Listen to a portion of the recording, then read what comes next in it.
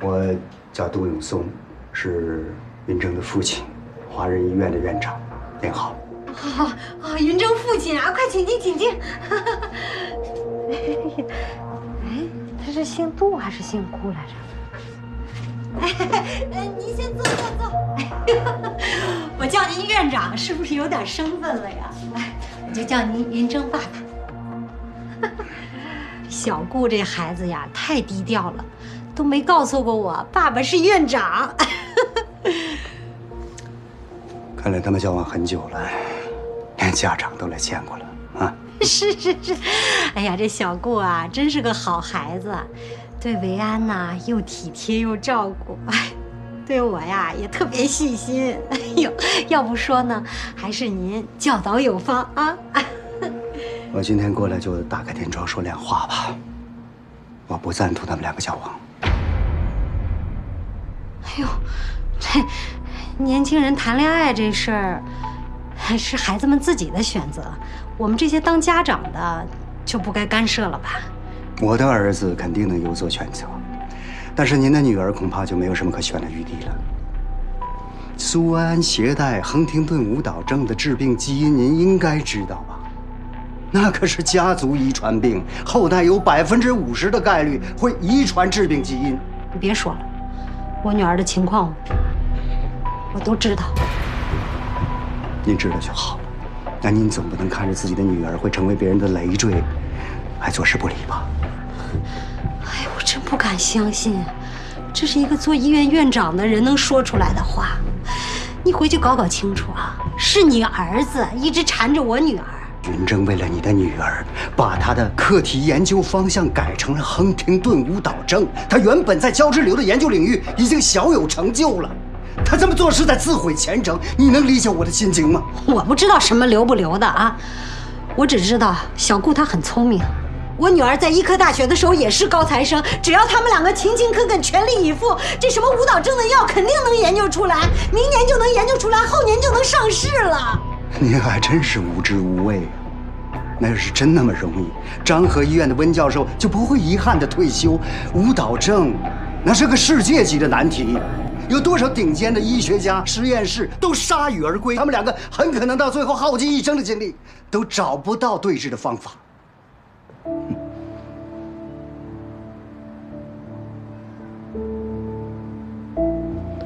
我不懂研究，可是我懂爱。我也知道要尊重孩子们自己的选择。倒是你呢？啊，我真好奇，你到底是姓杜啊，还是姓顾啊？小顾可从来没跟我提起过你，为什么呀？你们关系不怎么样吧？你到我家里说这些不着边际的话，云峥他知道吗？孩子们一时兴起做出一些冲动的事情，但是做父母的不能跟着一起犯糊涂。我今天来就是要表明我的态度，我绝对不允许他们两个交往。如果你还是个通情达理的母亲，我希望你能好好劝劝你的女儿，知难而退。你反对，要反对还轮不着你，要反对也是我反对。云峥他有你这样一位父亲，说不定啊还有心理阴影和心理疾病呢。要说不同意啊，应该我不同意才对。你不同意最好，我希望你说到做到。哎呀，今天真是倒霉，家里怎么就进了这个不干不净的东西？哎呀，我得让他扫地出门。干什么？扫不干净，扫。真是不可理喻！我才不欢迎你来！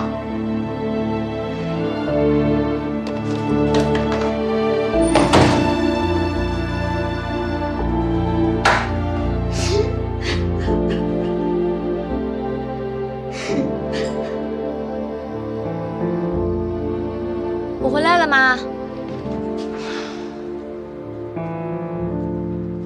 怎么啦，兰姐？叫你也不理我。你跟小顾分手吧。你这变脸变得也太快了吧？早上还让我们停止冷战呢。怎么了？今天小顾他爸来了，说了一些不着调的话，我管他是什么医院院长呢，我就拿扫帚给他骂出去了。哪个医院的院长，你知道吗？华人医院的呀，叫什么永松。杜永松。啊，对对对，杜院长是他爸爸。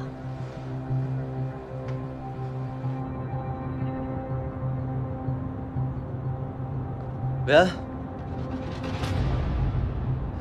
这么晚了，你叫我出来做什么呀？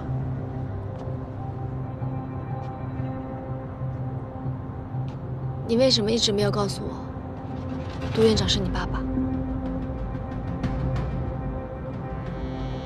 维安，我不是刻意要隐瞒你的，我只是觉得，跟你谈恋爱的人是我，这跟我爸没有关系。但是你爸爸现在找到了我们家，跟我妈说是我高攀了你。什么？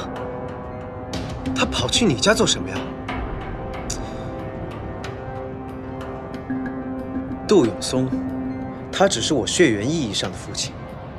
我跟谁谈恋爱，他根本就管不着。那你告诉我，你为什么要瞒着我？改课题也是，你爸爸也是，全世界都知道的事情，只有我不知道。还是说，你会觉得我接受不了你的家庭？我不告诉你，是因为我觉得没有必要让你因为我们家的那些琐事而烦恼。维安，你就专专心心的搞你的科研，咱俩就一起开开心心的生活，这样不好吗？但是你爸爸现在找到我们家，而且我妈已经反对我们在一起了，你说我应该怎么办？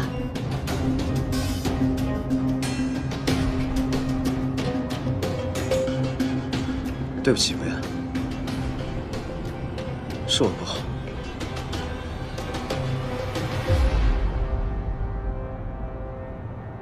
好，那我就告诉你我的家庭。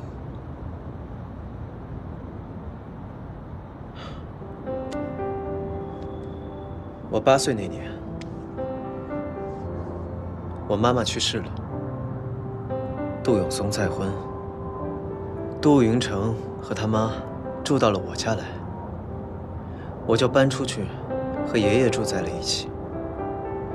原来我以为我妈和我爸是因为感情不和，所以才离的婚。直到我发现了我妈遗物里那张照片。什么照片？照片里是杜永松、杜云成还有他妈。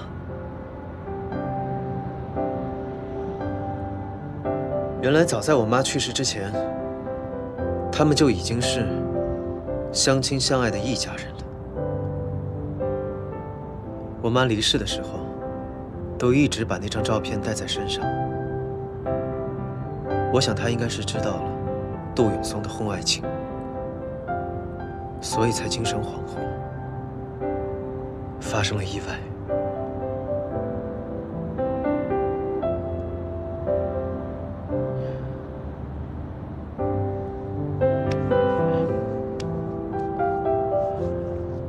维安，如果说我们2个人有一个高攀了另一个，那就是我高攀了你。我除了爷爷，没有其他亲密的家人。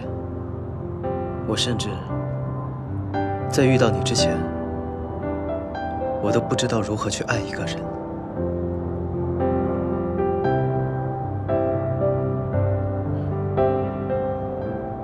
不过，我没有提前告诉你，是我不好，我惹你生气了，是我不对。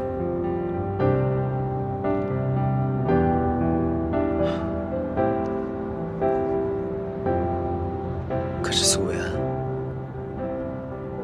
我既然认定了是你，就不会这么轻易的放弃。没有人可以改变我的心意。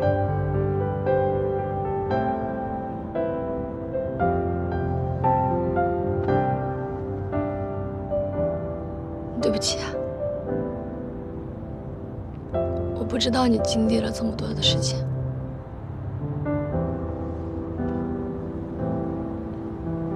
你放心，你妈妈那边我会想办法。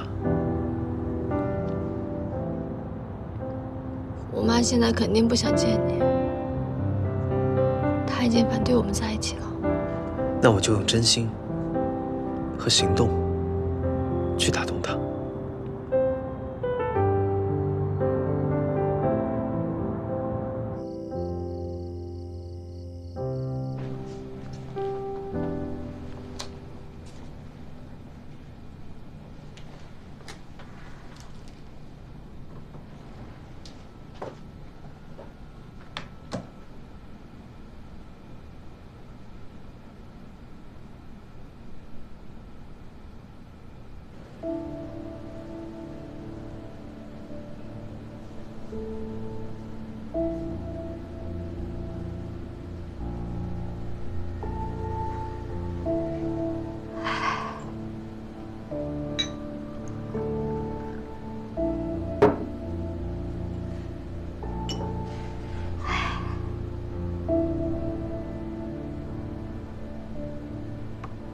老苏啊，维安的事儿，他们以为我不知道，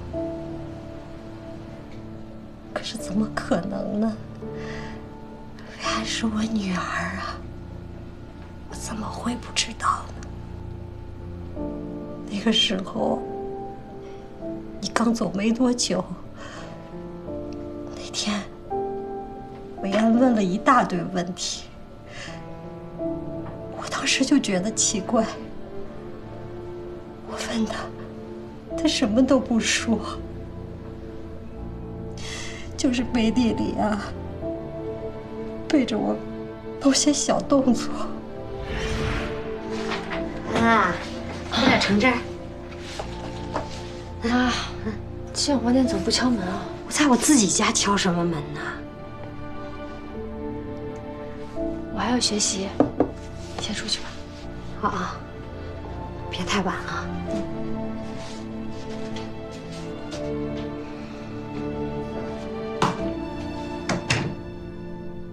这个患者现在情况怎么样？发病没有？没有。那医生，这个病有药可治吗？目前全球范围内还无药可治。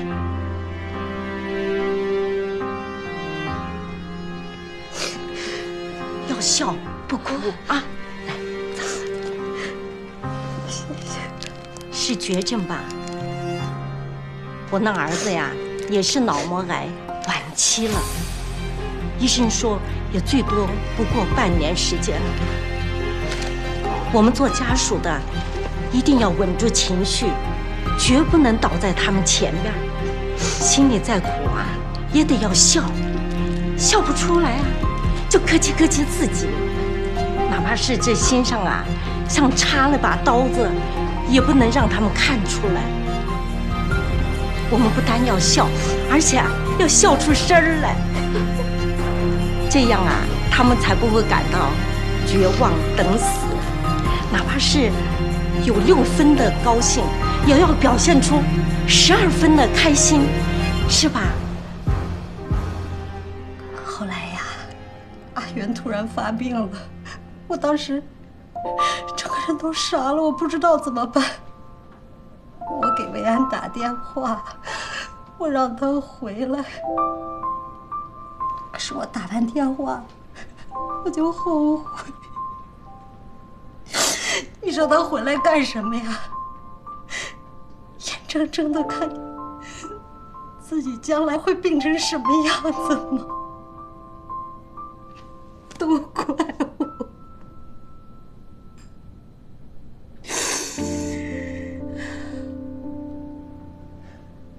后来啊，他那个朋友温然非得让他做那个基因检测，我当时也不想让他做，可是他说可能检测的结果会不准。阿姨，我们华人医院做基因检测可是最权威的，这万一在外面小医院做的结果不准确呢？还是要看一下报告才能放心。你说是不是，阿姨？是。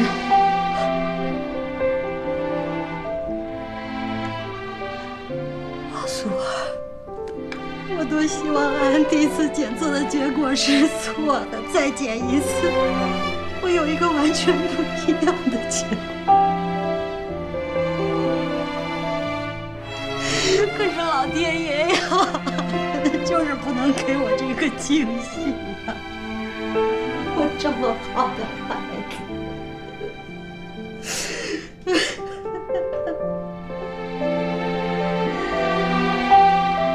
后来，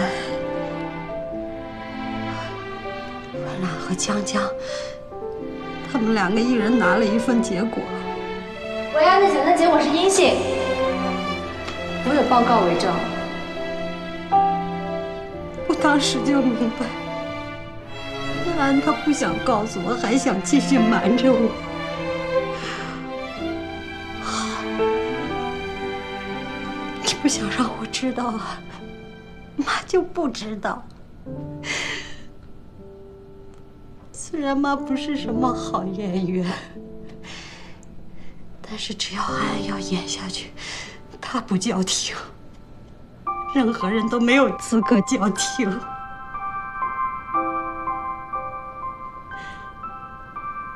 老苏啊，前2天那个杜永松到家里来了，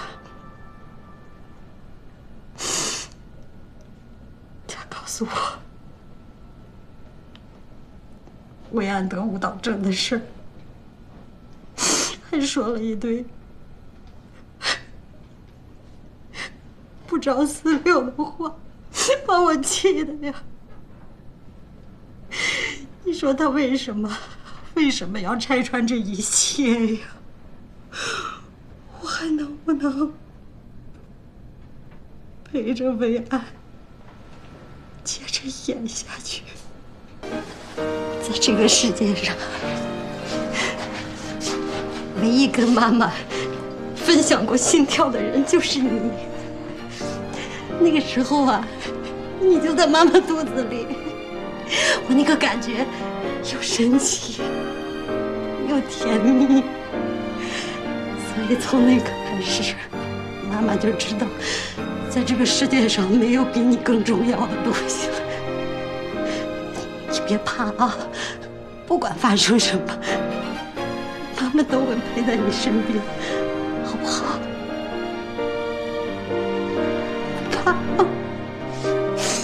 你当我的乖乖女，我做你的傻妈，我们两个好好的啊。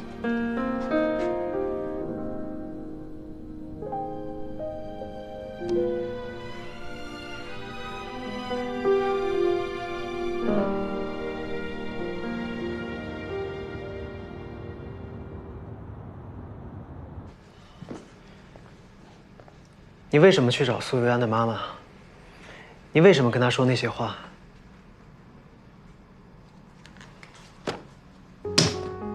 现在值得着急啊！我只是就事论事，说了些我该说的话。你凭什么干预我的感情？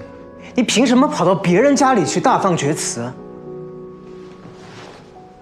就凭我是你爸爸，就凭我对你好，我不能容忍那个有基因缺陷的人把你后半生给毁了。你有什么资格说你是我爸？要不是因为你，我妈她会一个人在拉卡亚回不来，她会一个人在国外不明不白的这样死掉吗？你说的是什么胡话？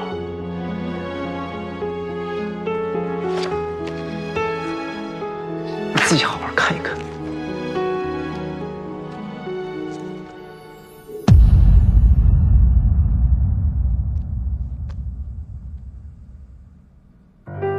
这是妈妈出事当天，在她兜里发现的。什么重组家庭的崔阿姨，她杜云成，分明就是你的亲儿子。你在认识我妈之前，早就跟崔杰在一起了。既然这样，你为什么还要跟我妈结婚？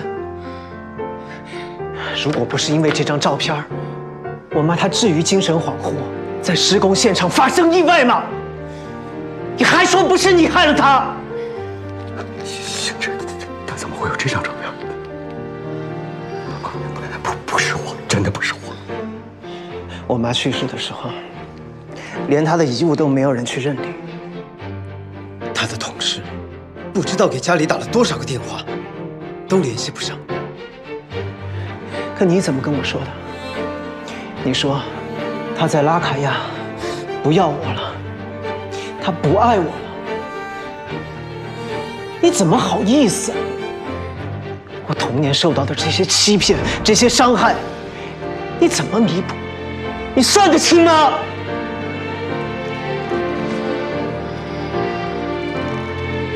你自己的感情、家庭一塌糊涂，你有什么资格对我的另一半指手画脚？我跟谁谈恋爱，那是我自己的事情。苏维安他有没有基因缺陷，也跟你没有任何关系。因为你根本就不知道什么才叫做真正的爱情，你根本就不配。院长，你听爸爸说，我过去确实做错过事情，但我现在真的是为了你好，我不能眼睁睁看着你把自己给毁了。你不要张口闭口就说你是我爸。我和你这一辈子都不会有父子之情。杜院长，你也不用再拿长课题的事情来威胁我。不管你盖不盖章，我相信一定会有其他医院、其他实验室支持我的研究。我请你不要再去骚扰苏维安和他的家人。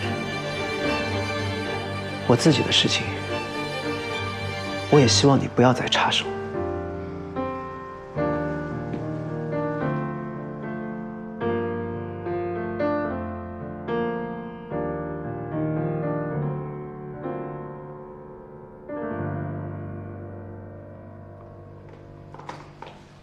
老杜，你吃饭了吗？我打包了西班牙海鲜饭，要不要我给你热一下？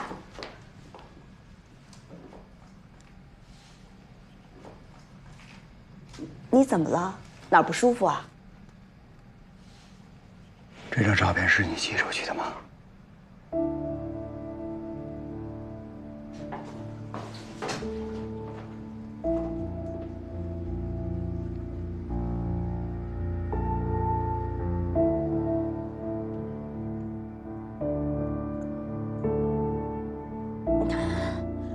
这不是咱们一家三口照的相片吗？你从哪儿把它找出来的？是你把照片寄给吴星辰的吗？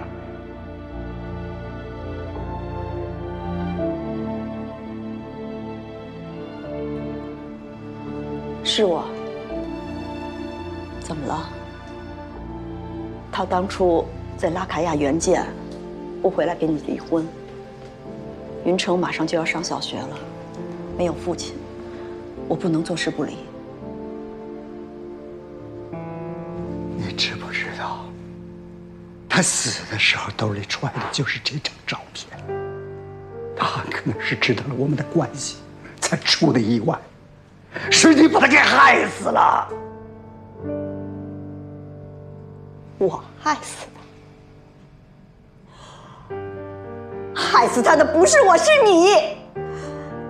当初我们恋爱谈得好好的，你突然要跟我分手，都是因为这个顾星辰。你说什么？相亲介绍的，门当户对，好合好散。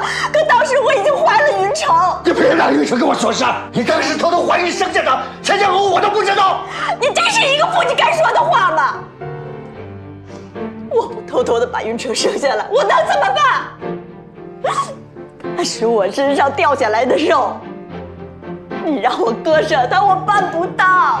我不是让你等，我让你等我，你为什么自作主张把照片寄给他？等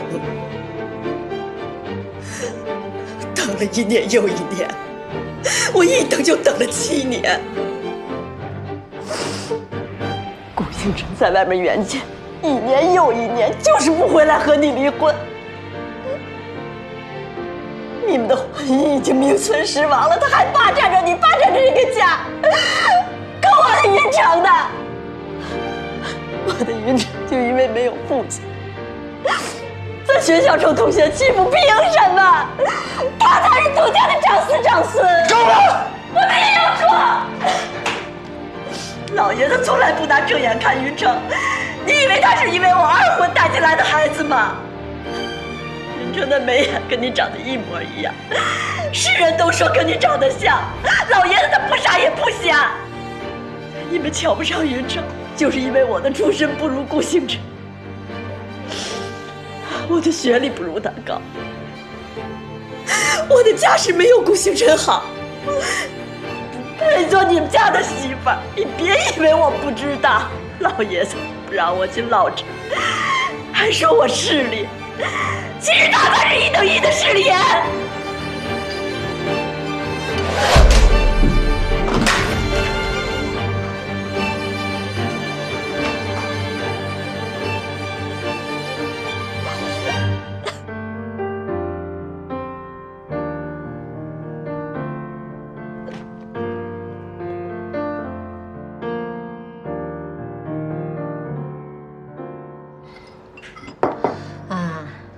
你爸走的时候把你交给我了，我不允许任何人欺负你、看不起你。我知道，小顾是个善良懂事的好孩子，可是他有那样的一个爸爸，你要是嫁过去，肯定得受苦的。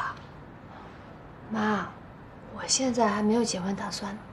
我不管你结不结婚，反正对方不能是顾云峥。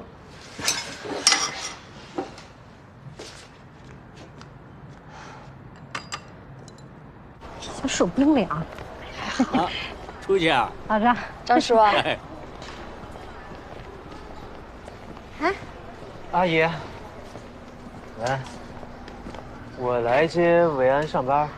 你们是去买菜是吧？维安啊，你那个工作呢？那地方要是不通地铁啊，你就别去了。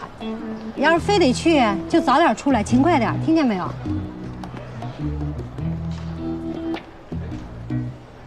好，那我先去上班了。这物业怎么回事？什么人都往里放。不是阿姨。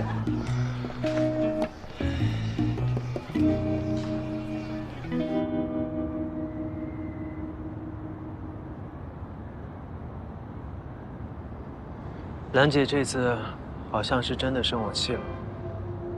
她不是生你气，她是生你爸爸的气。你爸跑到我们家说了非常多难听的话，还有关于我病的。对不起，维安。兰姐她一定很伤心。原来我妈早就知道了，只是一直陪着我演戏而已。我一直以为是兰姐心大，没想到竟然是这样。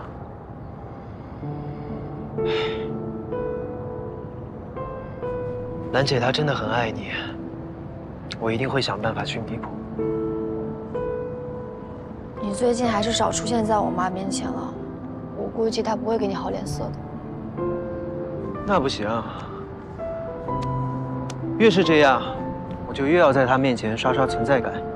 我要用我的行动来证明，我会像她一样，珍视她的掌上明珠。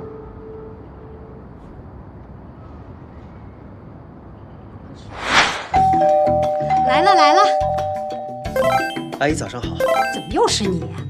我给您买了早餐。阿姨，这个鱼好吃，好吃。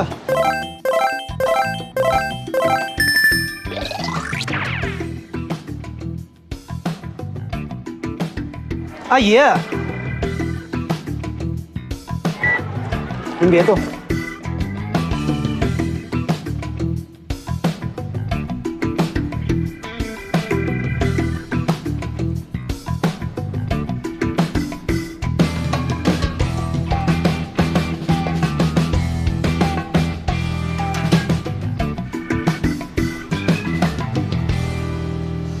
阿姨，你别再跟着我了，我是不会同意你们俩的啊！你死心吧。不是阿姨，您这么说的话，那就表示还是我做的不够多。这样，您不用管我。总之呢，您去哪儿，我都陪着你，好吧？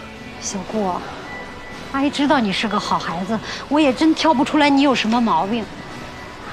可是，你爸爸他是戴着有色眼镜看我们家维安的，你知不知道？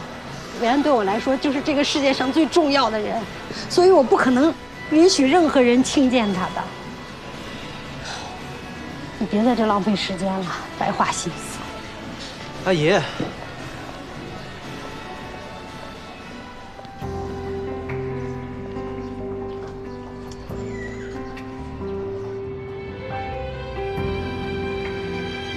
吴医生，闭门羹好吃吗？好吃好吃，这2天吃了不少呢。你不是一直惜时如金吗？怎么在兰姐身上花那么多时间啊？我得讨好丈母娘呀，这样才能有像你这么优秀的女朋友呀。生活中温柔体贴，还可以每天为我工作12个小时以上，我是不是赚了？老奸巨猾。什么？老？难道不是吗？你比我大6岁呢。你再说一遍。老奸巨。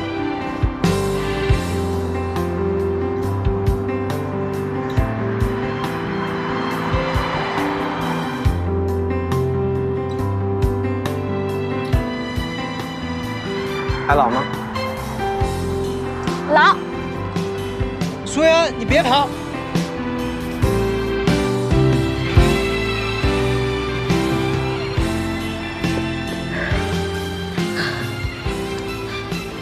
当你女朋友也太累了，上班脑力透支，下班体力透支。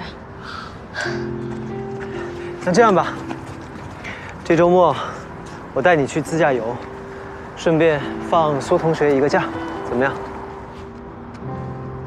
但是这周末我们得去看姑姑。姑姑她怎么了嘛？姑姑现在不愿意见人，我们不在的时候，她还能让护工带她出去走走。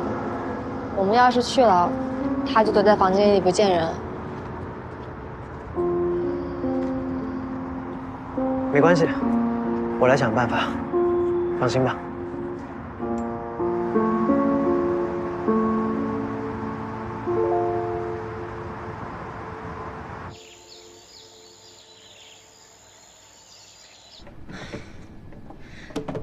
阿元，阿元，你开开门，是我给你带了你最爱喝的醪糟汤圆，我加了好多桂花呢，你快开开门尝一尝啊！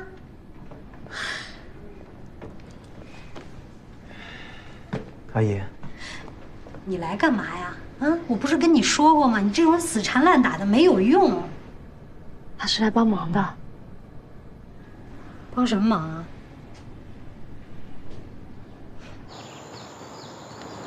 苏阿姨，你看，今天这天气还不错啊。咱楼上这小院啊，花都开了，带您过来看看。您啊，不能每天都待在房间里，得出来看看，晒晒太阳。你看，那边的花多漂亮啊！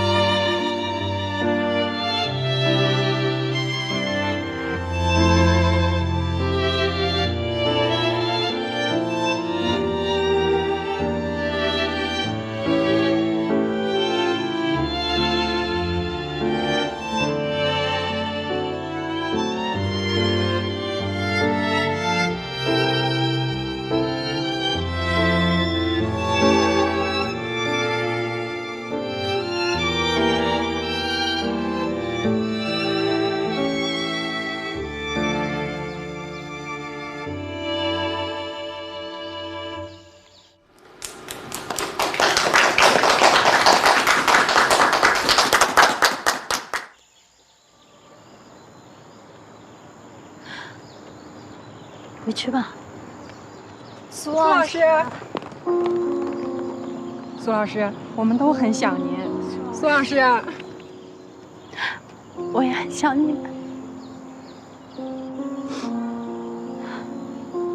妈，是顾云峥联络了姑姑之前乐团的同事，希望他们来陪陪姑姑。小顾，你费心了。阿姨，以后您来探视姑姑，可以叫上我一起。有什么我可以帮忙的，您尽管吩咐。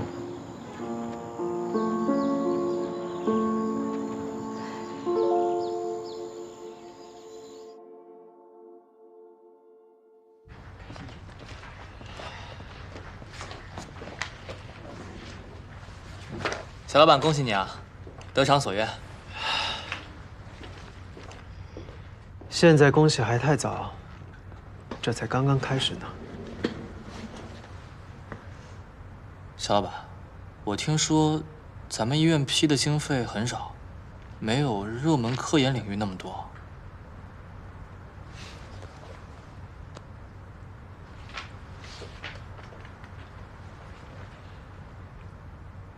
华西区罕见病科技公益计划，微光科研基金。哦。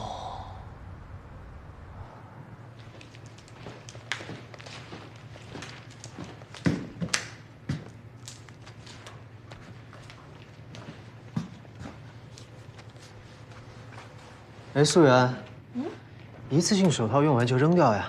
这手套消毒一次还能继续用呢。现在我们经费紧张，能省则省。不是吧？我们现在已经连一次性手套都用不起了吗？一看你就是没吃过苦的。以前研究胶质瘤的时候，大手大脚惯了吧？现在我们还没有申请到舞蹈症的科研基金，用的可都是胶质瘤的老本呢。这种日子不知道要过多久。确实，以前做科研的时候，也没吃过什么苦。好了，现在不是你秀优越感的时候，以后我们都得节省一点了。那就先刷我的卡吧。自费搞科研呢？你难道不知道搞科研就跟变魔术一样，他留再多钱也分分钟让你没掉吗？我知道，我是说，在我们申请到微光科研基金之前，刷我的卡。微光科研基金？微光科研基金是一个罕见病公益计划，创始人曹勇是一名渐冻症患者，也是一家世界500强企业的副总裁。自从他患病以来，他就致力于推动国内罕见病的研究。这个基金就是专门用于罕见病研究项目的。苏媛，那这次就由你来负责微光科研基金申请的提报。我？虽然基金不是特别多，但是也足够让我们启动整个项目，不用太有压力。靠你了，回啊！但是我……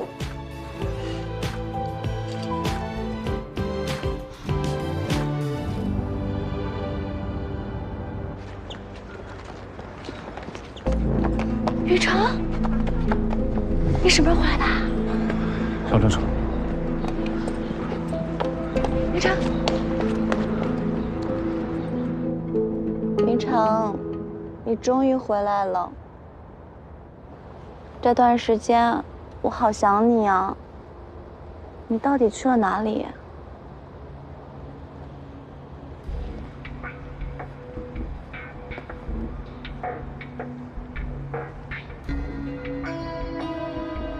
公司最近怎么样？你不在，劫回群龙无首，有几个董事把手里的股份转让给了迈腾，外面的新闻也传得沸沸扬扬。我一直在苦苦支撑着劫辉，我知道你一定会回来的。谢谢你。前一阵子你突然失踪，叔叔阿姨都不知道你的下落，他们应该也很担心你。你回去看过他们了吗？那个家不需要我，你别跟任何人说关于我的消息。我需要你帮我做一件事。你需要我做什么，尽管说，什么我都愿意做。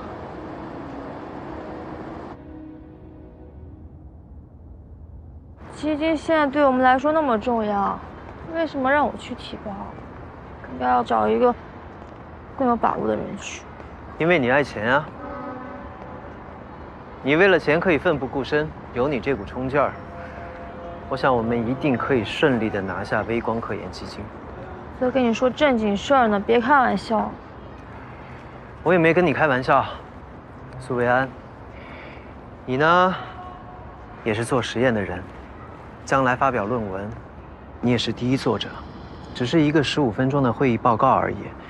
你难道还想让我这个通讯作者亲自上来？那方明凡也可以，为什么不让方明凡去？你到底在害怕什么啊？申请基金那么难的事情，我怕因为我的能力不足，到时候申请失败了，我会很内疚的。苏同学，你在天堂乐队里打的到底是什么鼓啊？退堂鼓啊？哎呀，我没有心情跟你开玩笑了。你自己想想看啊，我和方明凡平时手术排得满，我每周还要去学校上2节课，咱们组最闲的人就是你，所以提报项目的任务非你莫属。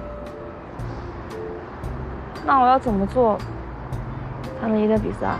我会帮你制定一个详细的培训计划，到时候你照我说的做就行了。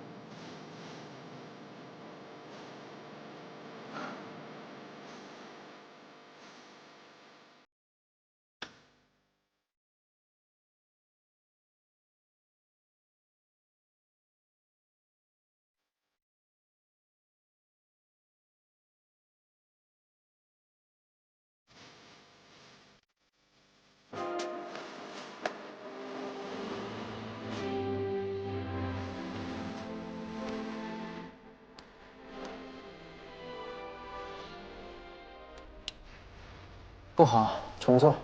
我都修了3稿了，这又有什么问题啊？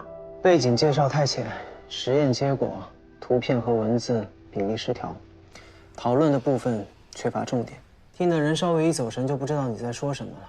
你这样的话很容易失去听众的。你这样的话很容易失去我的。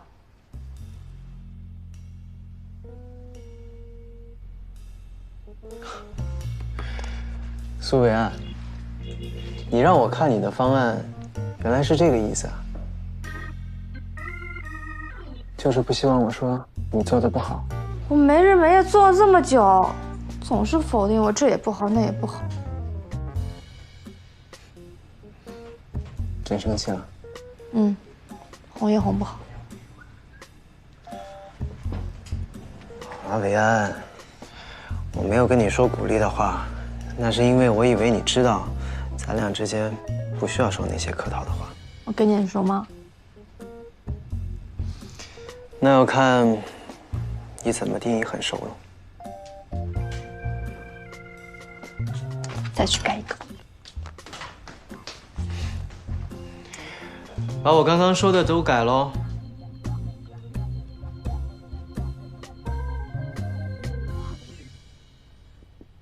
通过调节纹状体突触功能，以减少亨廷顿舞蹈症的运动障碍和纹状体萎缩，针对 HD 神经营养因子 BDNF 缺乏而进行直接或间接补充资料等等。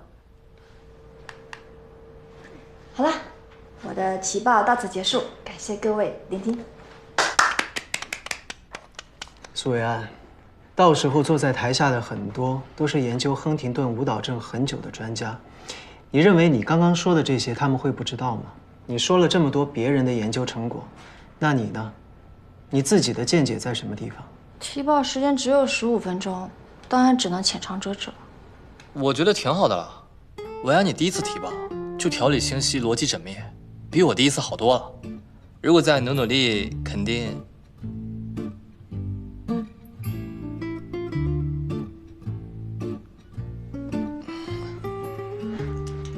回去重新准备。你既然都已经站在了发言的位置，那就是以一个学者的身份在分享自己的见解。你刚刚说了这么多，但是每一句好像都在说：“哦，我是个新人，我了解的不多。”那如果是这样的话，还不如别去丢这个脸。知道了，我会继续补充材料的。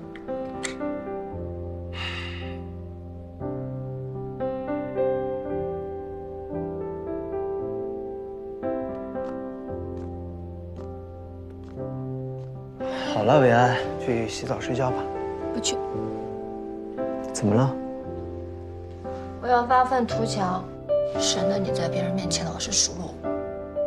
我对你严格要求，那是因为我要让他们知道，你现在的成绩都是靠你自己努力得来的。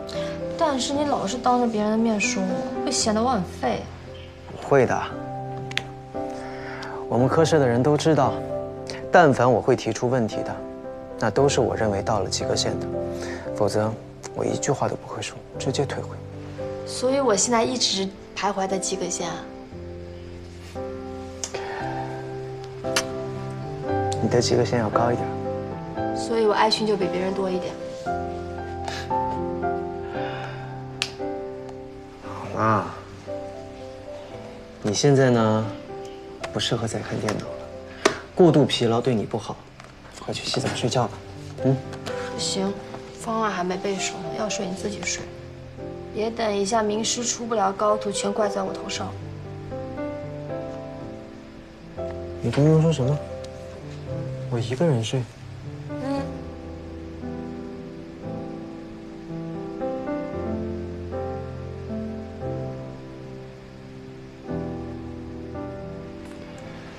是不是高徒我不知道，但一定是爱徒。好了，伟安，明天呢，我会对你进行系统的训练。现在呢，你赶紧去洗澡睡觉。走。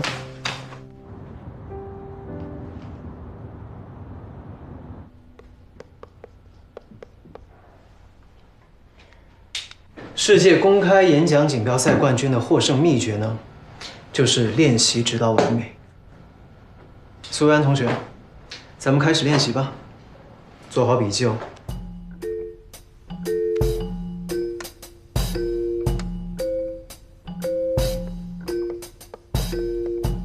基因疗法可以彻底治疗单基因造成的遗传病，或通过调节运转失常的基因治疗。停！你不能像台机器一样直接把 PPT 给背出来，你要加上自己的逻辑、自己的见解，声情并茂、有激情的讲述。世界范围内被批准的智力 DNA、反应寡核苷酸、小干扰 RNA、脂质复合体、病毒以及遗传工程细胞治疗产品都被列为基因治疗药物。停！肢体语言太多，这样只会分散听众的注意力。外泌体在神经退行性疾病当中的功能集中在外泌体控制错误折叠的蛋白质积累，以及 portopathies 也有显著性效果。停！英文如果说不利索的话，就直接说中文。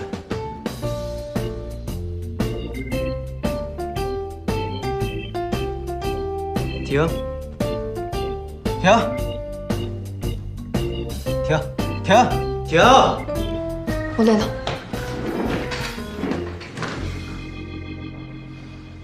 好，那我们中场休息一会儿，我带你去个地方。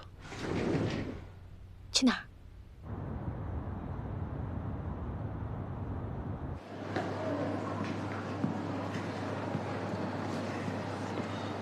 干嘛好端端的带我来商场啊？有这时间，我还不如多背几个单词呢。参加这种大型会议也是需要穿正装的，你有正装吗？你的着装代表着我们整个项目组的形象，可不能马虎。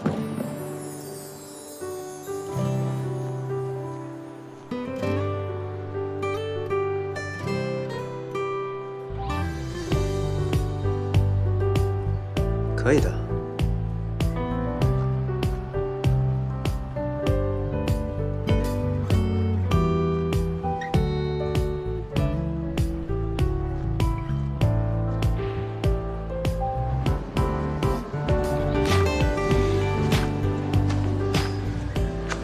这个不错，就这个吧。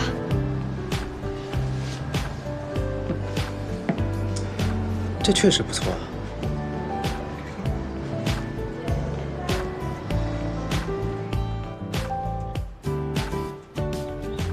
可是你这个裤子会不会有点短啊？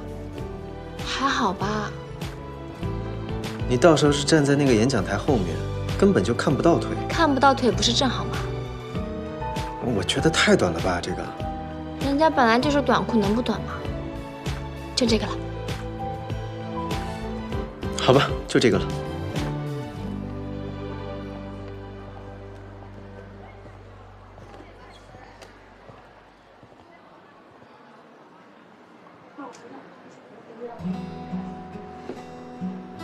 伟安，将来我们结婚，一定要选长款的婚纱。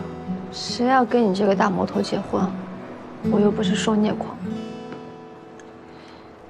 回家之后，大魔头心甘情愿给你打工。怎么，苏伟安？当初你哭着求着要做我女朋友，不就是为了要嫁给我吗？算了吧，我可不希望你中年丧偶。苏伟安，你是对我没有信心吗？我对你很有信心，你这么优秀，不管几岁，都会非常有市场的。你这个小脑袋瓜，一天到晚都想些什么呀？我说的是，我们可以早日研发出新药。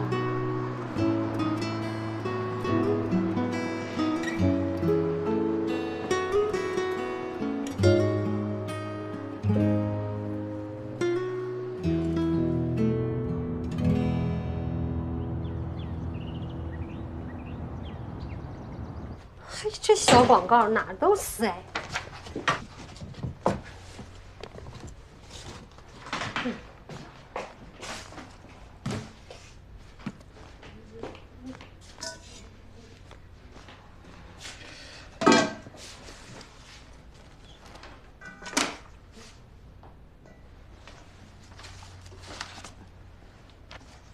舞蹈症康复交流会。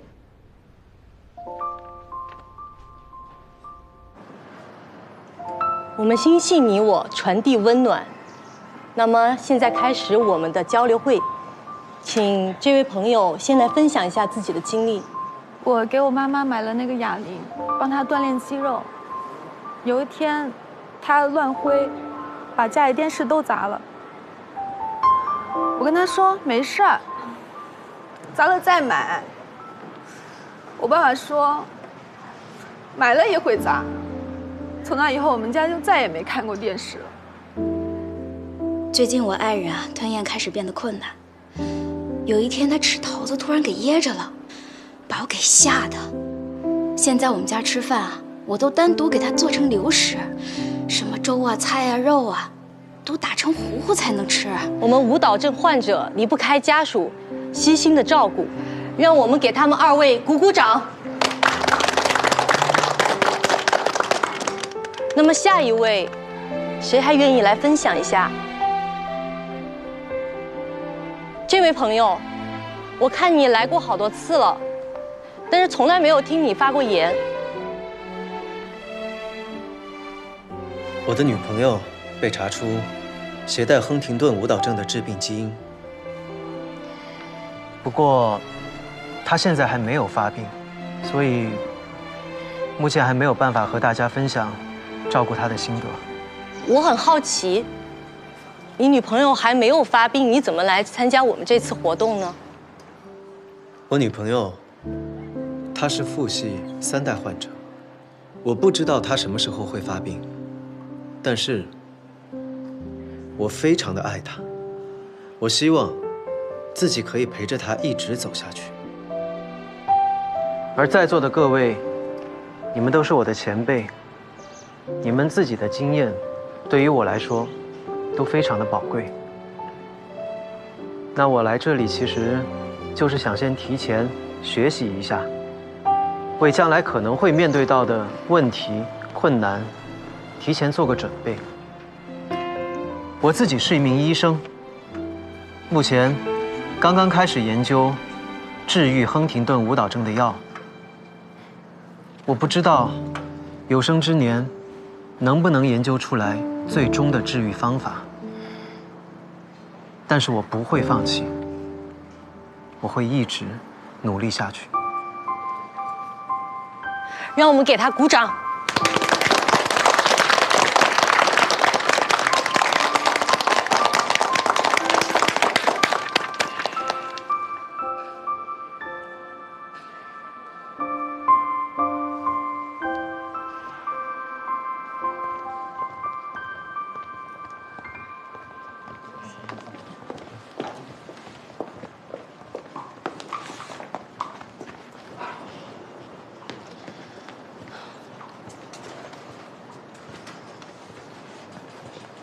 阿姨，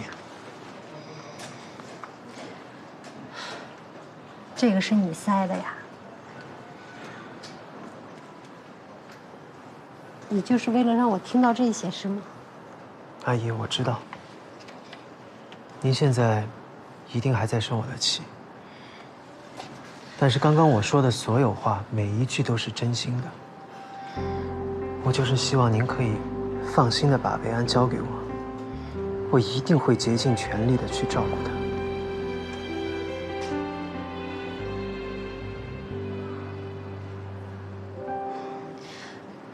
你真的有信心能照顾好他吗？我有。维安将来可能会变成什么样，或许我比您更加的清楚。照顾维安这件事情，没有人比我更加的合适了。之前让您和维安平白无故的受到伤害，我在这里真心的向您道歉。我也向您保证，以后绝对不会再有同样的事情发生。我请阿姨，您可以再给我一次机会。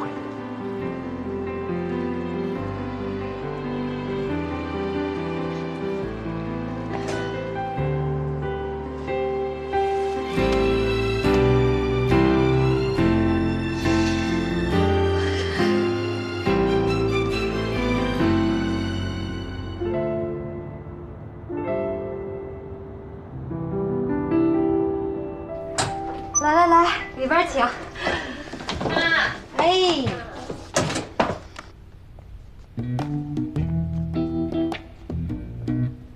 你怎么来了？你带我妈去哪儿了？秘密。秘密。快坐，吃点水果。好嘞，阿姨。去哪儿了？跟你说了吧，秘密。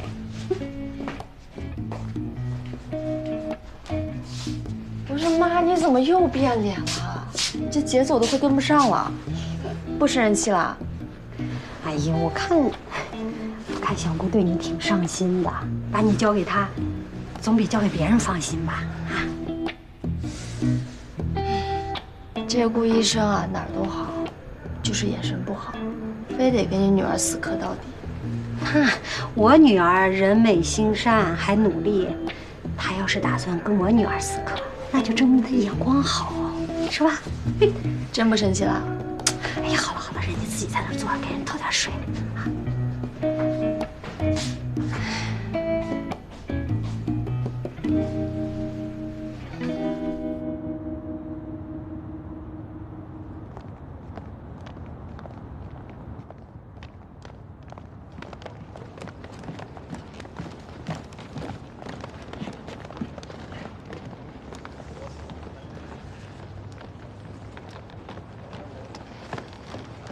维安，不要紧张，我相信你可以的。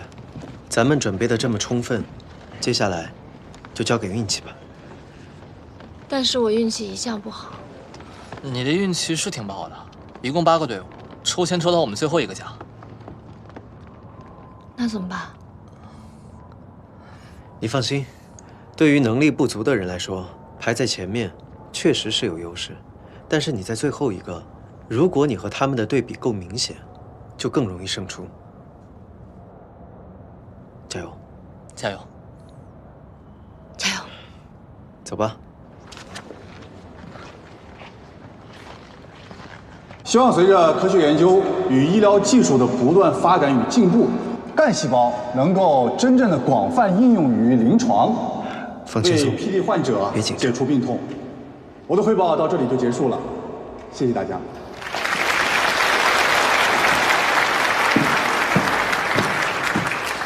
下面有请第7组杰辉医药晨光实验室市场部经理温冉。杰辉。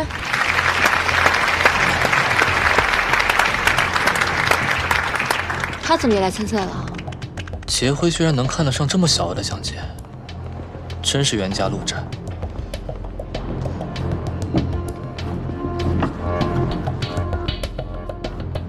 大家好，我是杰辉医药公司的市场经理温冉。下面由我来讲述一下这次的课题：如何靶向清除 HTT 蛋白，用以治愈亨廷顿舞蹈症。这个课题和我们的也太像了吧？亨廷顿舞蹈症是一种由 HTT 基因突变所导致的神经系统退行性疾病，患者体现于全身肌肉不自主的抽搐。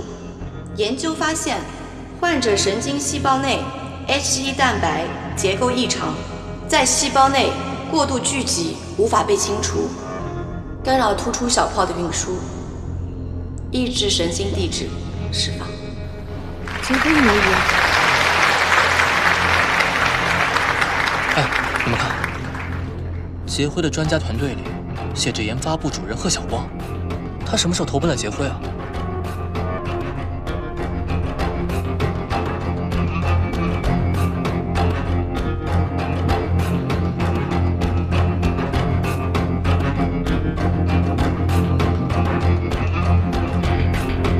谢谢各位评委的聆听，希望得到大家的支持。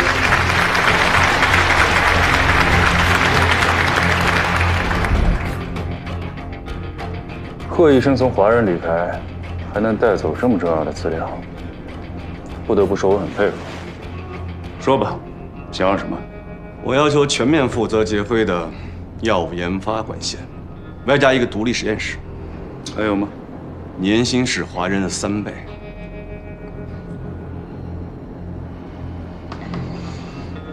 成交。温冉自从离开华人，学术水平进步这么大，这绝对不是他自己的真实水平，他背后一定有军师。那现在怎么办？别紧张，就按照我们准备的方案来，相信自己。下面有请最后一组来自华人医院的课题组，演讲人苏维安。加油！加油！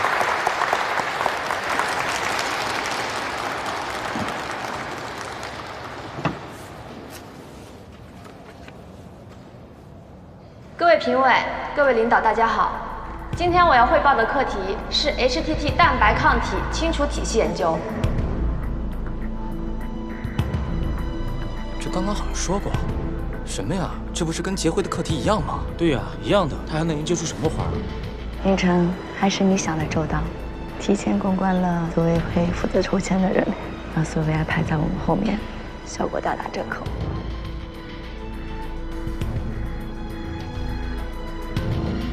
我们都知道，蛋白质的3维结构是由该蛋白质的氨基酸序列所决定的。在神经退行性疾病当中，错误折叠的蛋白容易聚集在一起，从而导致蛋白沉淀。你倒是讲点新鲜的吧，都听过了。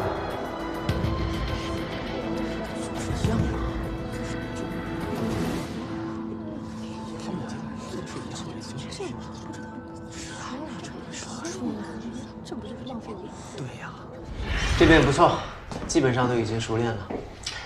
鼓励。真的？嗯。那要是打分的话，这一次表现能打几分？怎么低也得有一个7、8分吧。才7、8分啊？嗯。这么低。那怎么样才能拿到满分？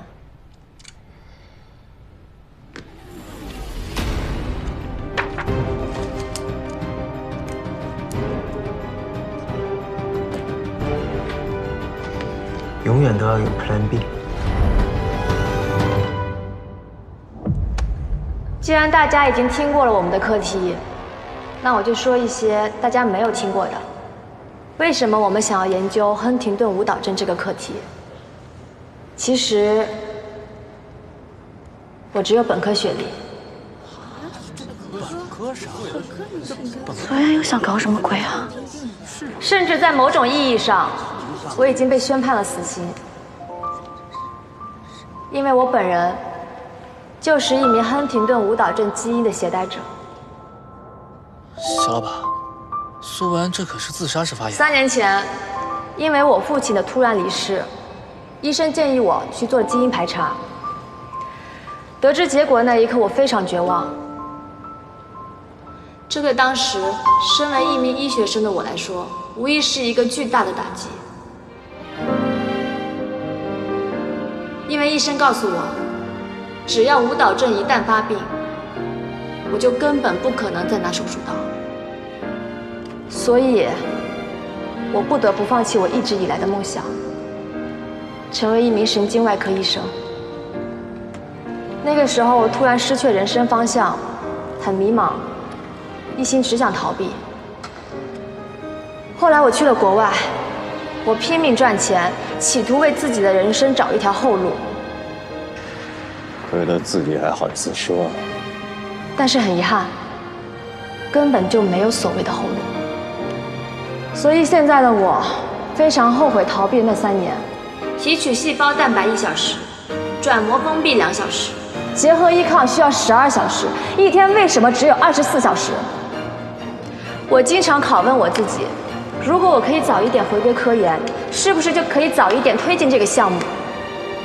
是不是就可以早一点让同样绝望的人看到希望？就是因为可以看到生命的尽头，所以我才想要更加努力地奔跑。请大家相信，我一定是在座的人当中最迫切希望可以研究出治疗亨廷顿舞蹈症药物的人。尽管前面的路很难，我们一定会燃尽生命，找到那一束微光。谢谢大家。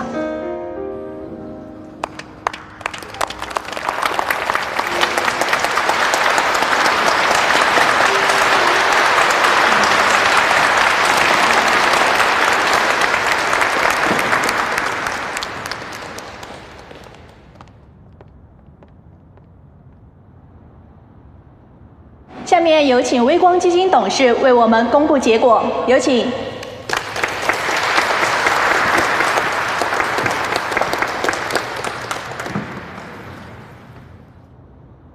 那么接下来我宣布，此次获得我们微光科研基金的是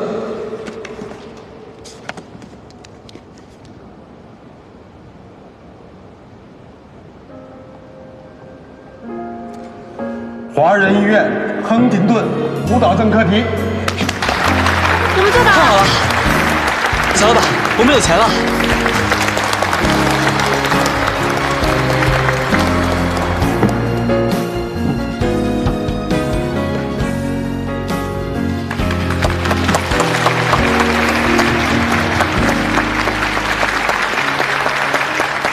凭什么又是苏维埃赢？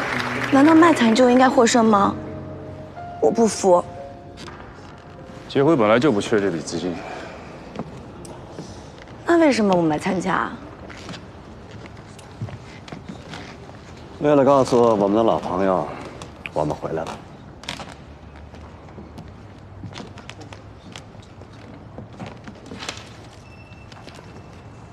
小姑娘，你很勇敢，也很真诚。我见过许多课题组，能坚持到最后并且成功的，都如你一样，有一个孤勇的性格。我很看好你们的项目，希望你们日后好好努力，早日取得突破。谢谢。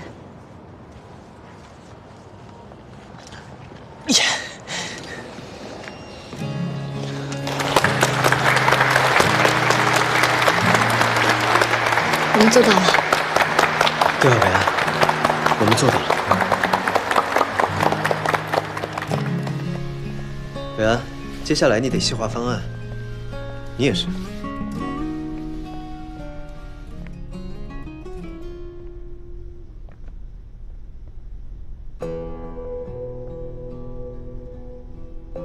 伟安，刚才的演讲很精彩，赢得基金实至名归。这微光基金的组委会也太随便了吧？这卖惨也能赢得了比赛啊？卖惨？还有人比我更惨吗？一而再再而三的被小偷窃取成果。你是想说我没有抄袭了你们的课题吗？抄袭也是需要技术的，就你们刚刚那个 PPT， 完全是直接的复制粘贴。没有证据，不要凭空污蔑。撞了课题只能说明亨廷顿舞蹈症的主流研究方向就那么几种。好呀，那今后的研究，大家各凭本事。那你们要抓紧时间了，杰辉可不会原地踏步的等你们。好，美安，走吧。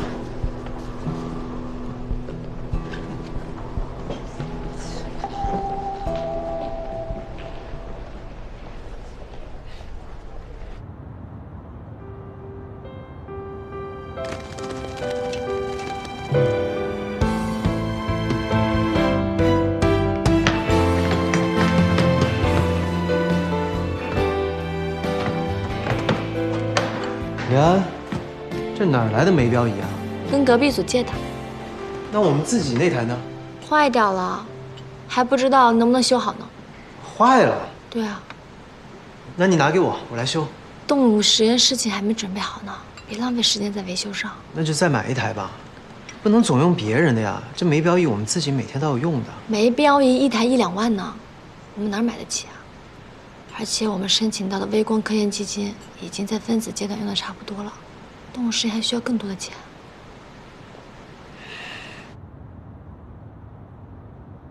哟，涂总来了，有事儿？这里是杰辉，不是华人医院。我请你来，是请你来喝茶的吗？哎呀，这个理解您的心情啊，非常着急。但说实话，我比你还急呀。但是实验阶段真好东西是不可控的。什么叫不可控？我给你花了那么多的投资，帮你请了那么多国外的专家，全打水漂了。顾云珍跟苏维安什么都没有，都能筛选出有效的化合物，已经进入动物实验阶段。如果你的能力仅限于此，我花那么多的高薪请你来，意义何在？你这么说就不对了。你看啊，我来之前，这框架是他们打好的，对吧？我来之后总要花时间去消化了，而且我也筛选出了几个化合物，你得给我时间去验证有效性啊！你只要告诉我一句话，行还是不行？当然行了。好，那我就提醒你一句话，我只看结果，不看过程。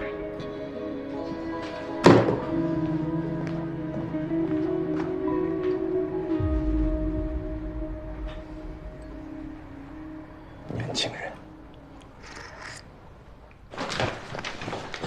爸爸，为什么我这个标准曲线不呈线性啊？是不是蛋白测的不够准？我都测了好几遍了，而且以前也没有这种情况。那你想想看，最近有没有改变什么变量，或者改变过什么实验条件？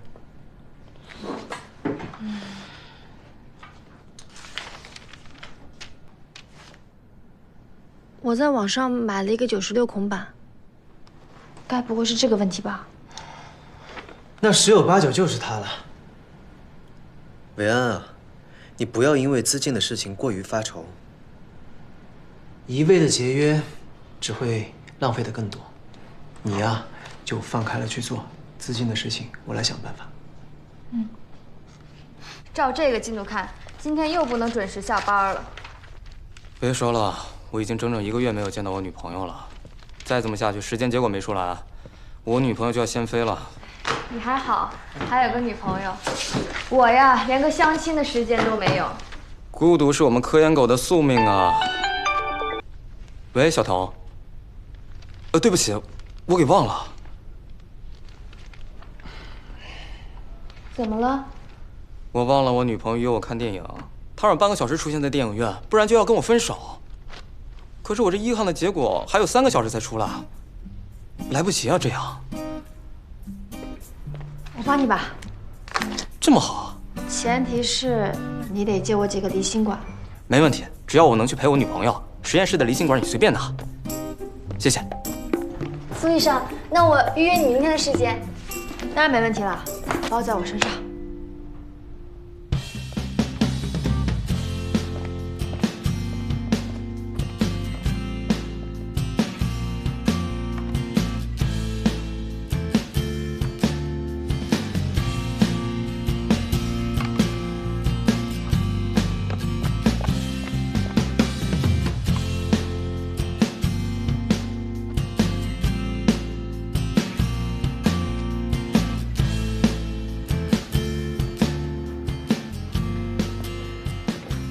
走吧，伟安，下班回家。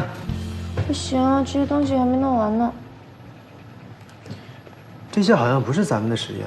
对啊，你看，这些我1分钱都没花。你今天一直在做这些？对啊。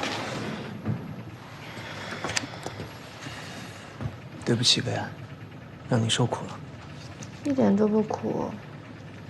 今天晚上实验室的奥运冠军肯定是我。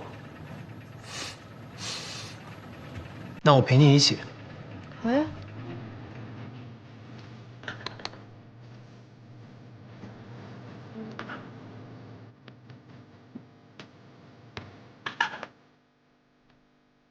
好了，现在需要把这些培养皿以1小时为单位观察起来，然后记录下来就可以了。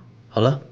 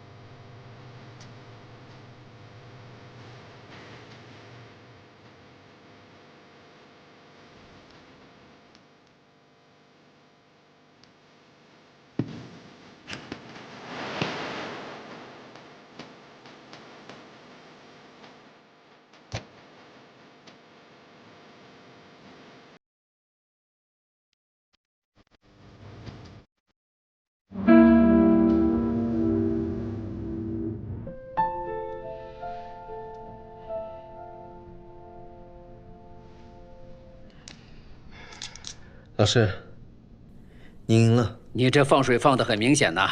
啊，怎么着，故意输给我呀？是老师您自己赢下了这一局。少废话，这步棋啊，明明可以放在这儿，胜算更大，啊，你却偏偏的自投罗网。我这一招啊，确实是有破绽，但是如果您没有看出来，我下在这儿就可以反败为胜，所以还是您棋高一招。哎。我说嘛，怎么今天下班之后，这么爽快的就答应我下棋？说吧，有什么事情啊要找我？老师，我需要资金。你们不是申请到了微光科研基金了吗？怎么这么快就用完了？我们已经准备进入动物实验，亨廷顿舞蹈症的转基因模型鼠，确实十分昂贵。你们这个课题啊，经费不充足，那是很正常的。